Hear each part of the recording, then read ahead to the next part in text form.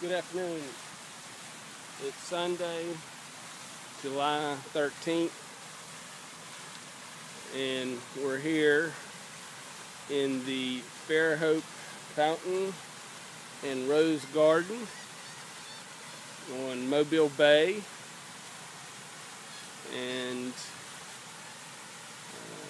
the Municipal Pier is off to my left. Bay, this overlooks Mobile Bay. The fountain contains a variety of roses that go around the fountain.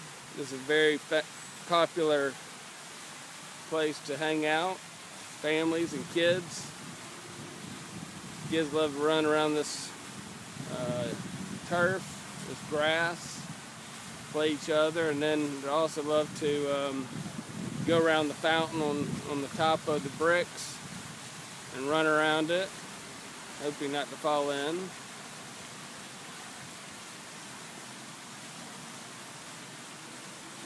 I'll pan the camera and let you see some of the different colors, the varieties of roses here in the garden.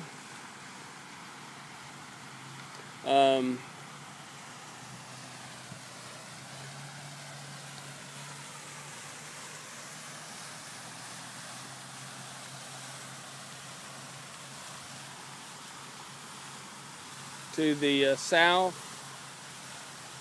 of the parking lot is a park. It runs probably a half mile, and it has sidewalks, paths to walk around through along the bay and through some trees and shady areas, and benches and picnic tables for families to enjoy a meal and enjoy the bay. There's a little beach out in front of the bulkhead.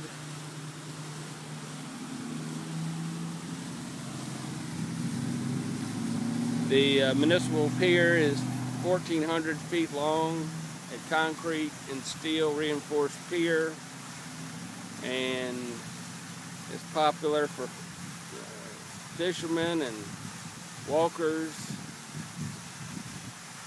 There's also a restaurant called the Yard Arm about a quarter of the way down the pier, and a marina that it overlooks.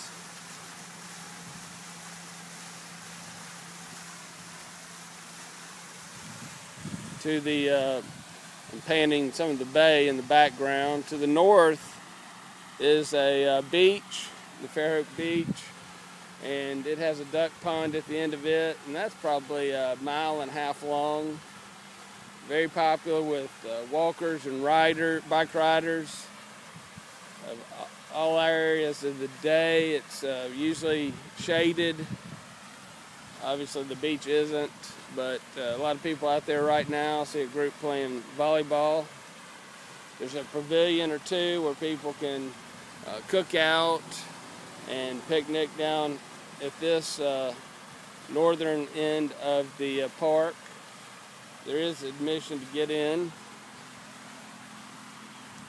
Behind us is the Bluffs, and it starts it's several miles long. Actually, it's pretty long.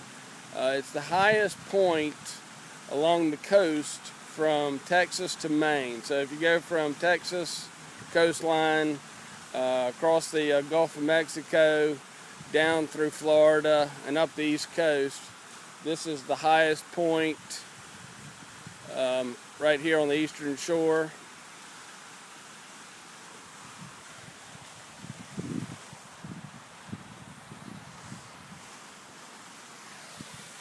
Fairhope is a beachside community, bayside community.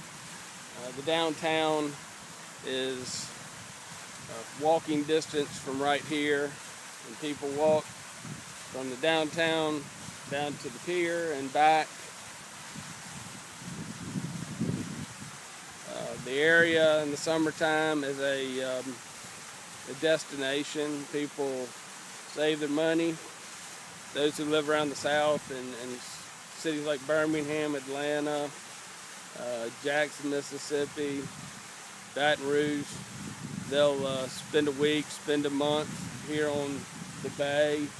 A lot of people have ties to the Eastern Shore, families passing houses down, and it's nothing unusual for somebody to maybe live in Mobile, but they spend their summers, the 3 months of the summer, over here on the bay.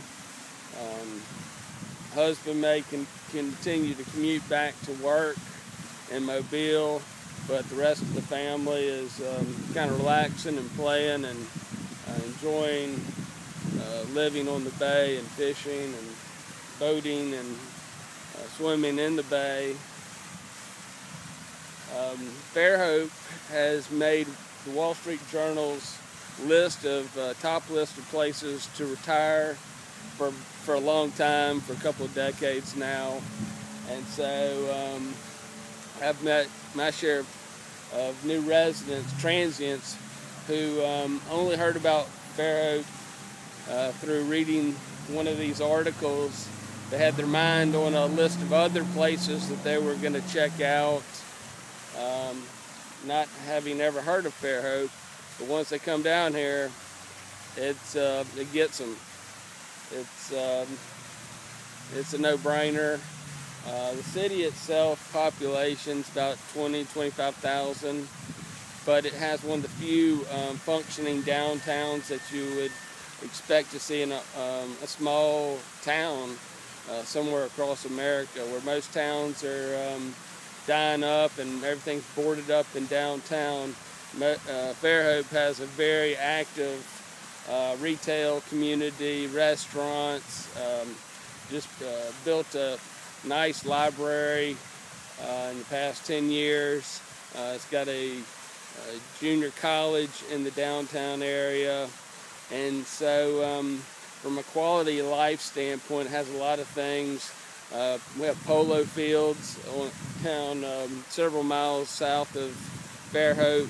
There's the Grand Hotel, which is a Marriott property, and it was built right before the Civil War. It served as a hospital during the Civil War, and it has been a training facility or housing airmen in I think the Army during World War I and maybe World War II, and now it's back to being a hotel for the last 60, 70 years, and the grounds of it are just unbelievable. It's a must-see, and the view of the bay is almost, I think it's at point clear, and it is on the point, and so you get not just a one dimension aspect of looking at the bay, you actually get a two aspect, so that might be the point protrudes out into the bay, so it's spectacular. It's a slice of heaven in my mind, as is really the Eastern Shore. Our summers can be hot, as it is been this summer, but when the sun drops and the temperature drops, breezes generally pick up off the bay, and it's pretty relaxing. You see a lot of people starting to come out on the bay at various parks like this one and walk and bike ride and just hang out with friends. You start seeing the fishermen coming out here later tonight with their cast nets, their fishing poles, and they're here for several hours, kind of trying to catch dinner and also just having fun, enjoying their life, and commiserating with their fellow man about whatever, catching fish, catching no fish. But this is a great place to visit and or to call home. And just it's a slow place.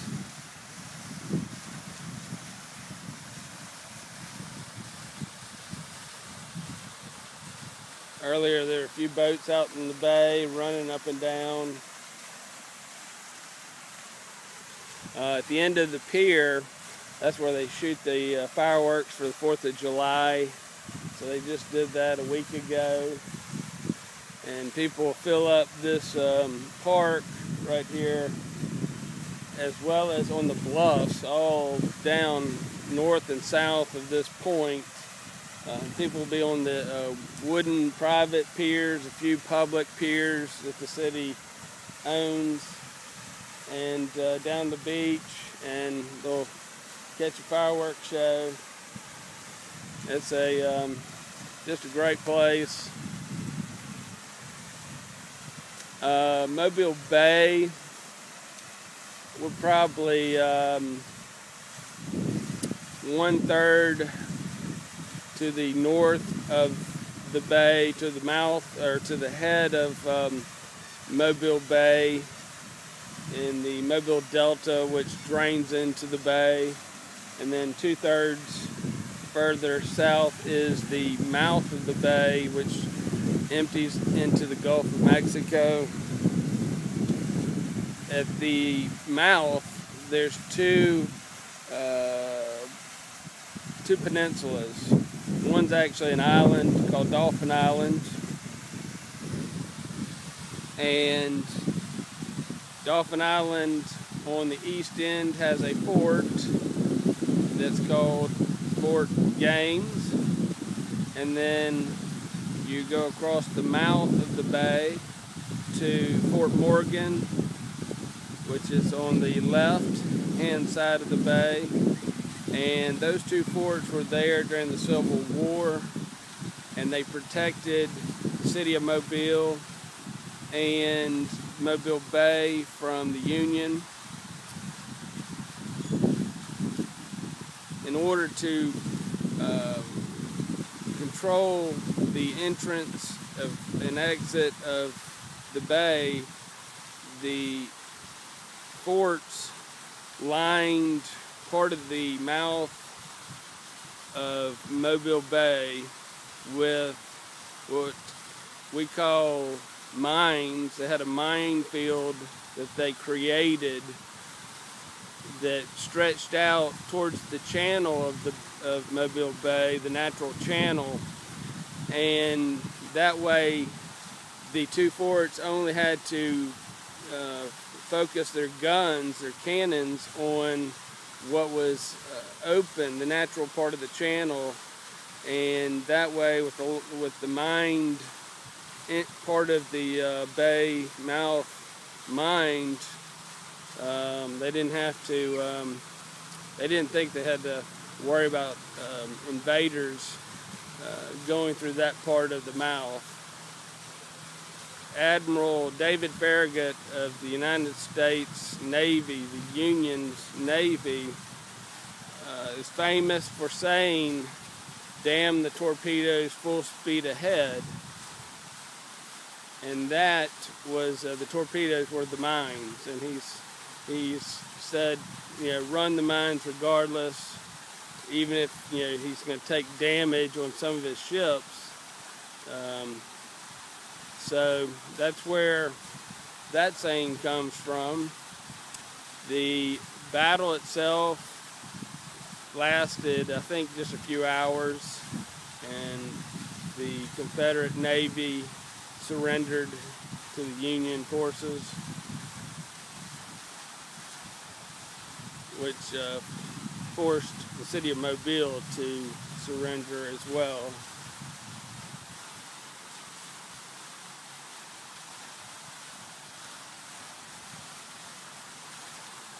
Anyway, it's a great day.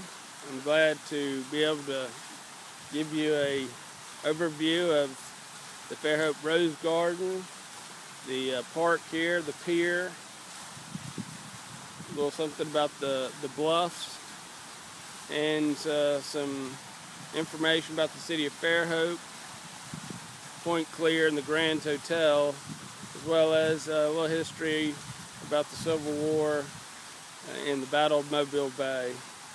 I hope you enjoyed this talk, and I look forward to providing another video and talk with you soon. Thank you.